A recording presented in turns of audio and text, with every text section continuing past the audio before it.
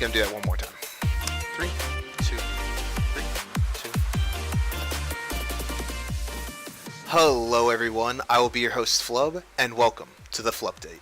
We got a great show for you tonight. As always, we have a lot of different things on the docket tonight. We have 5 different things, a lot of different topics, and the reason why we have so much on the docket tonight is because we have not only do we have to worry about all the stuff that's coming up for TI, and there's a lot of different things to talk about there, but I am going to be busy with TI myself since I am going, so I'll get a little bit further into that as time goes on.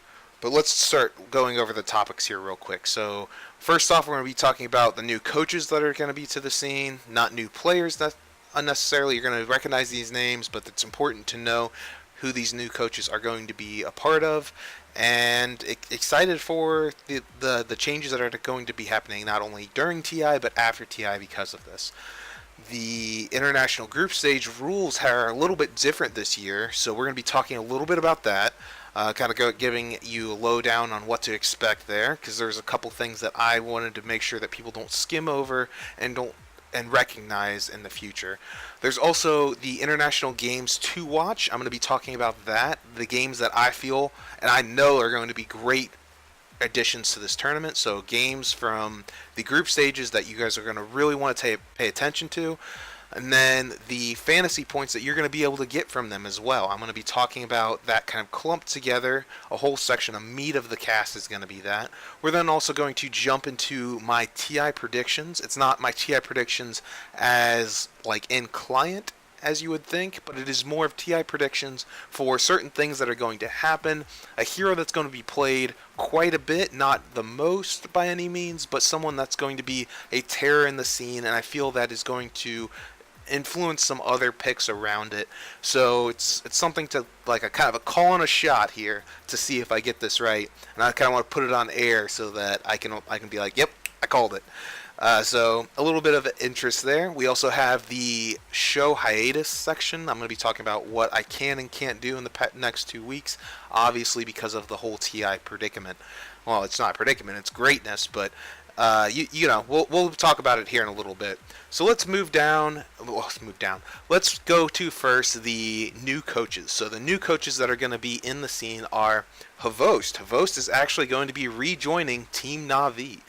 Great addition to the team. They need a little bit of help. Obviously, they did not do as well as they wanted during the TI qualifiers, and it's good to see someone who's so positive about the team join up with them. Hvost was in interviews saying that he felt like people were being too hard on them and that they have a lot of potential, and if he truly sees this potential, he should be the man for the job to be able to pull them out of their funk that they are currently in. So I'm excited to see Hvost definitely rising to that occasion. Also, Saksa. Saksa is now coaching for the new lineup, the new up-and-comers of Hellraisers, previously known as Planet Dog, for those of you who have missed a couple casts in the past. So there's that availability for Saksa, and I'm glad to see him going into more a coaching role over these guys that are new into the scene. It's important for these guys to have a coach going into TI because they haven't really been to a giant of LAN event like this, and it can be daunting for players to get into that situation. So I'm glad that they're going to have a veteran among their ranks to hopefully help them during this time. So moving on into the group stage rules, the things that you guys may have not noticed. The August 2nd through the August 5th is going to be generally when the group stage is going to be happening it is going to be, and all 18 teams are divided into 2 groups and are going to be played in a round robin format. And in years past, it was always like 16 teams, and there's wild cards into the event. So there's a little bit of a different play here that's happening. And with these 18 teams, they're going to still have the same format of fighting for a best of 2. And each game 1 is still going to be 1 point. There's no weird rulings like if you win both games, you get 3 points. It's going to be if you win 2 games, you get just only 2 points. If you win no games, then you get 0. Obviously, a draw is going to be just 1 point to each team. So a very normal format there, nothing too crazy. But the top 4 teams of both groups are going to advance to the upper bracket in the main event. But the bottom 2 teams are actually eliminated. They are going to be eliminated from the tournament. The bottom two teams of both group stages are going to be eliminated, and then the other four that are in the bottom half are going to obviously go down to the lower bracket. So a little bit of an interesting play there, and it actually passed by me without me realizing it. I had to kind of do a double take when I was reading through the rules, and I wanted to make sure that you guys understood these group stages are going to be more important to watch this year than any other. So let's keep that in mind as we move into the games to watch this group stage. There's going to be not only that, we're also going to be talking about obviously the fantasy points that you can get. But I digress. Let's move forward. The bracket will be alternating back and forth and giving more games played on first and third to Group A, and then Group B will be getting more games on the second and fourth. The actual games played, though, are going to be 40 games on the first 3 days, and then the fourth day is actually going to have 24 games. So a lot of Dota, so much Dota in those packed into those 4 days. So turn it on anytime, pretty much, and you'll be able to watch some freshly played great Dota, and great Dota at that. I am going to be talking about these games that I think are going to be the most interesting games to watch. And honestly, this tournament is one of the most varied, skilled tournament that we've come across. The people are getting better and better as time moves on. So even though if I say there's a game that is something that I would watch, it's 100% still going to be really fun to watch those games. But there's going to be other games too that are going to be great. There's going to be so many, but it's like a kid in a candy store. You got to pick your favorite one and you got to just go with it. So these are the games that I think that are going to be great. But first off, we got to talk about the groups themselves so that you guys know where your favorite teams are located. So Group A is going to have LGD Gaming. They're going to have Evil Geniuses, Team Empire, Team Liquid, the Fnatic Boys. We got Team Secret, TNC Pro Team, IG Vitality, and Infamous. So great group right there. And then Group B is going to have the Invictus Gaming, the classic IG group, with Cloud9, Newbie, Hellraisers, Virtus Pro, Digital Chaos, Execration, OG, and LGD Forever Young. So hopefully you guys can find the groups that are going to be playing more often. Try to make it on the days that you obviously can. If you're going to be looking for Group A games more, you're going to be wanting to stick around on the first and third day, and obviously the second and fourth for Group B. So then we go into day one. So day one into these group stages, you're going to be looking at the most interesting game that I seem to have found is probably, it's a tie for me this day, and that's kind of what I said in the beginning. Now give me a break, because these games are so good, all of them are. But EG versus TNC, the first series of the first day, looks pretty awesome. TNC has been an uprising team, been doing really great. EG is known for really taking TI seriously, doing very well, and in the later years in the past couple years, they've been doing phenomenally well at TI events. I have a feeling that they are going to be better than ever this year, even with their standing in the group stages. The group stages, they are actually one of the teams that have one of the hardest setups because they have 6 games the first day, 2 games the next day, 6 games the third day, and then 2 games the next day after that. So it's a harder day to be able to get your rhythm going when you only have those 2 games, and it's also a harder day on fatigue when you have those 6 games in a day. But even with that, I feel like they are going to be a strong team, and EG versus TNC is going to be a great game, I feel. Also, perhaps EG versus Liquid is going to be a great game as well. Obviously, Liquid, I don't have to talk about how great that team is. They have some of the best players in the world on it. It's just a phenomenal team. They have been doing well ever since. They are the ones. It's kind of a back and forth for me, but Virtus Pro and Team Liquid are the ones that I'm going to be betting on for winning the whole thing. So obviously, those are going to be some great games. Some other games in that day to look forward to are OG versus Cloud9. I feel like that game's going to be a very strong game. It's probably going to be a long game, though, so if you're not really interested in that, you want more action, I would probably look for other ones. But for classic long play Dota, that one's definitely going to have some hard hitting power to it. We got TNC versus Fnatic. Those are going to be some high kill games. I can't wait for that series. Personally, that one's going to be one of my favorites as well. It's so hard to choose, but man, those are going to be some intense battles between those two teams. We also have LGD versus Team Secret that day, and those two teams are looking really strong. It's an interesting matchup, to say the least, for them to go against each other. So, should be interesting whenever the time comes. And some fantasy ideas here for this day. Now, these are the teams that are having 6 games that day. And if you're going to be having a team to play, if you're going to want to put up a player for your fantasy cards, you're going to want to put the teams that are playing the most, obviously. The more times that they play, the more points you're going to get. So, EG, Liquid, Secret, LGD, Empire, and Fnatic are going to be the guys that are going to be playing 6 games that day, and that's the max that any player can play. So on day 1, I'd be looking towards those teams. Honestly, if I had to choose some teams, I would choose EG, Liquid, Secret, or LGD. I'm heavily favoring towards EG and Liquid, though, for if you do have the fantasy cards. But not everyone can spend a bunch of money on it, so I understand. But I would try to stick to those 6 teams for sure. We have on day 2, we have the most interesting game, or MIG, is going to be Virtus Pro versus OG, and that's going to be one that's going to be later in the day. And obviously, I don't have to hype this one up because this is the 2 guys that fought at the end of the last major. They already have kind of a grudge going. It's going to be a super interesting fight. I cannot wait for it. This is going to be the day that I'm going to be the most hyped for, probably.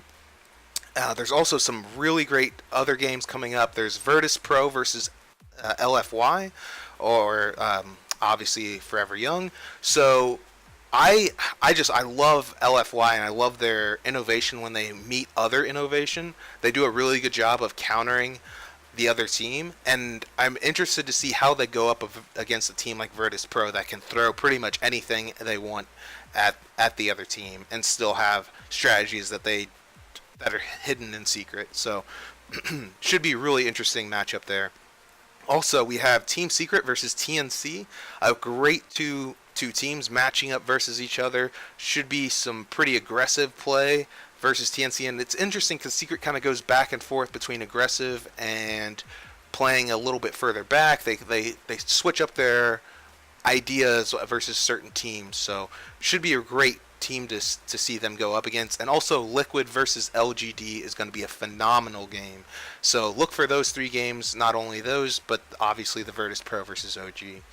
The fantasy cards that you're going to be wanting to use are probably going to be Virtus Pro, OG, IG, LFY, Execration, and Hellraisers.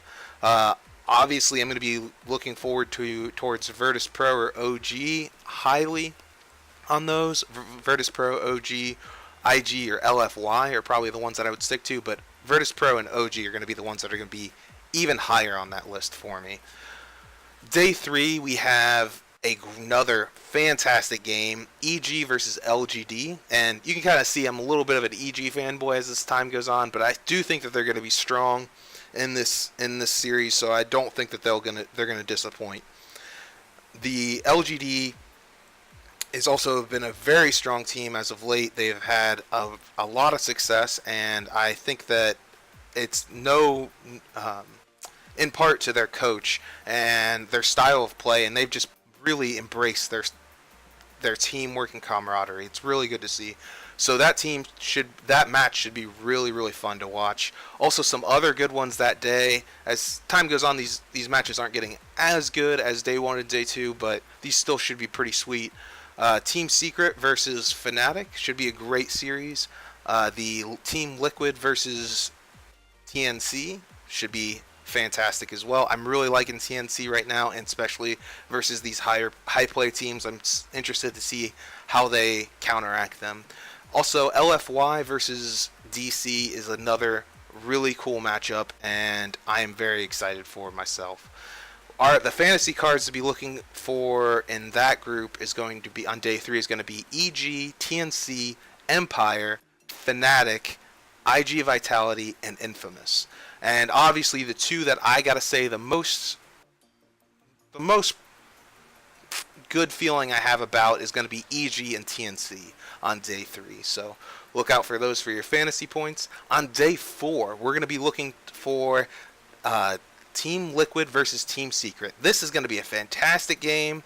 It's probably my third most excited that I'm about in this tournament. It's very, very good. I cannot wait for that day.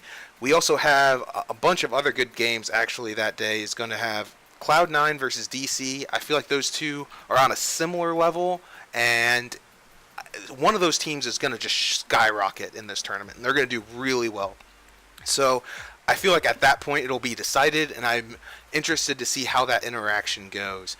We have LGD versus TNC as well, and that's going to be a phenomenal game, and also OG versus LFY. So some really good games being played that day. Once again, fantasy cards that you're going to want to be looking out for is going to be Virtus Pro, OG, Newbie, IG, Cloud9, DC, and Hellraisers. Now, this day is there's the highest team that can have happen because there's only 24 games. The highest number of games played is going to be 4 games. So a little bit more leeway room on this one, honestly. Day 4, you can kind of go with your gut and see what team has been doing the best. But these are still the teams with a higher number of games and the ones that you should probably stick towards. And honestly, Virtus Pro, OG, and I'm feeling Cloud9. I'm on the Cloud9 train more than the DC train. So those are going to be the 3 that you're going to be looking for.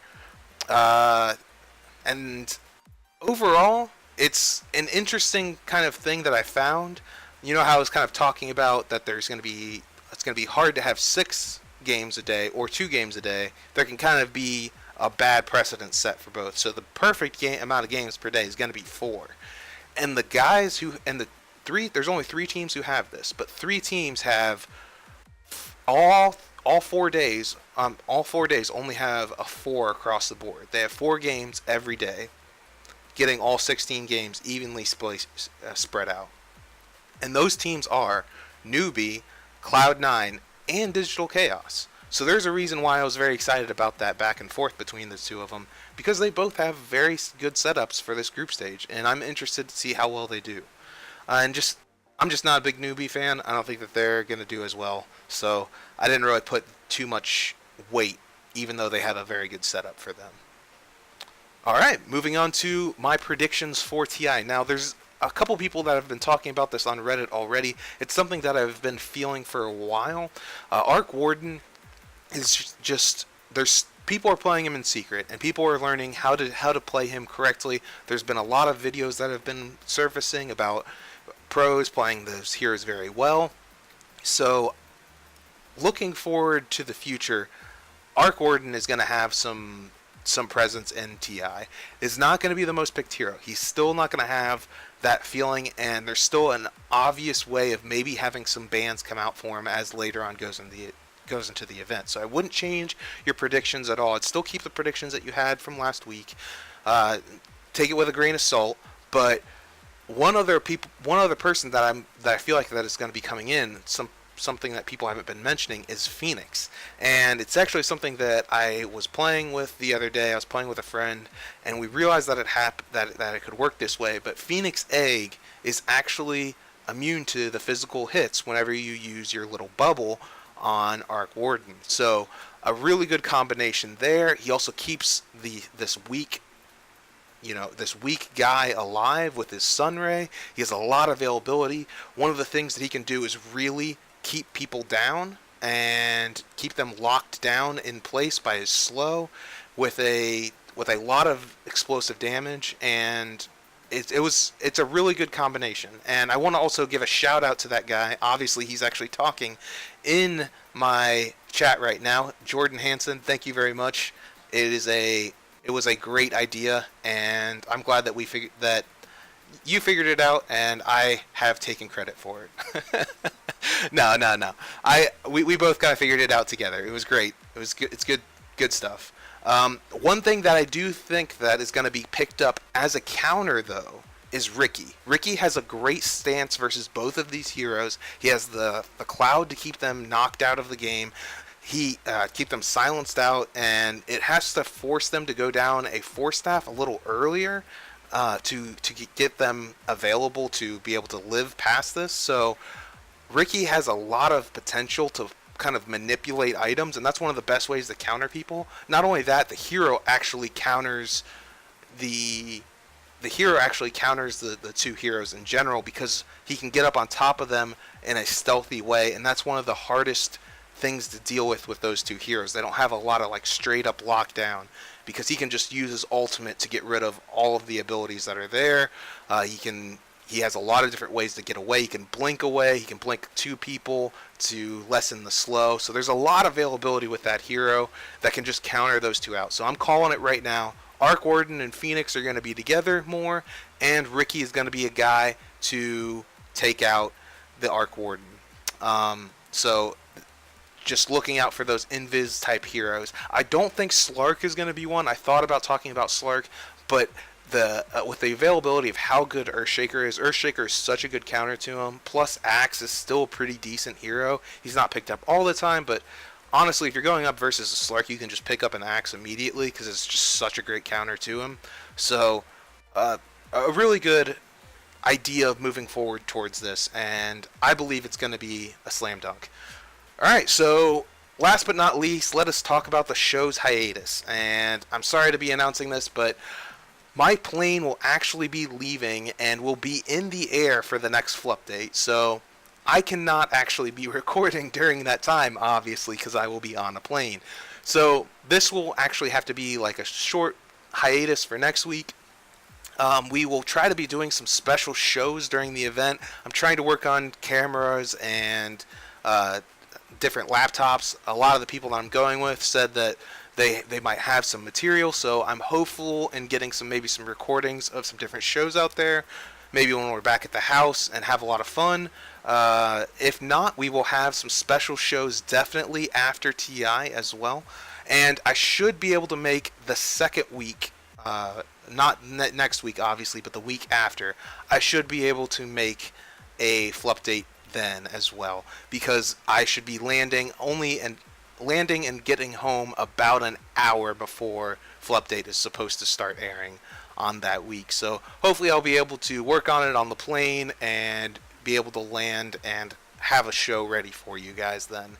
So it may be longer than 2 weeks, but probably not. So hopefully the plane helps out and keeps me flying on proper times. Fingers crossed. But anyway, we're running a little bit long in the tooth, as my old co-host would say, and and all good things must end, so we must close out the show from here. I want to give a big thanks to Bass Rebels for providing the free music that we listened to in the intro and outro as we do our casts. So thank you very much, Bass Rebels. If you would like, please give our show a like or subscribe. It really helps us out. You can do that at twitch.tv/ZombiePandaStudios, or you can do it on our YouTube channel, which is just Zombie Panda Studios. Very obviously, you're seeing a pattern here. We also have a Patreon. If you'd like to go there, you can give to our Patreon at patreon.com/ZombiePandaStudios. If you want to go there, there's all these different things that we can do. Kimbrel, my partner, does a lot of stuff with Old School Cool and does a lot of different things about playing different old video games. So you can do things, and you can request stuff from him there. You can also get a lot of different coaching tips and things that I can help you out with as well. So check it out if you're interested. Also, you can follow me at my Twitter at FlubbDota, and if you have any questions or anything or concerns.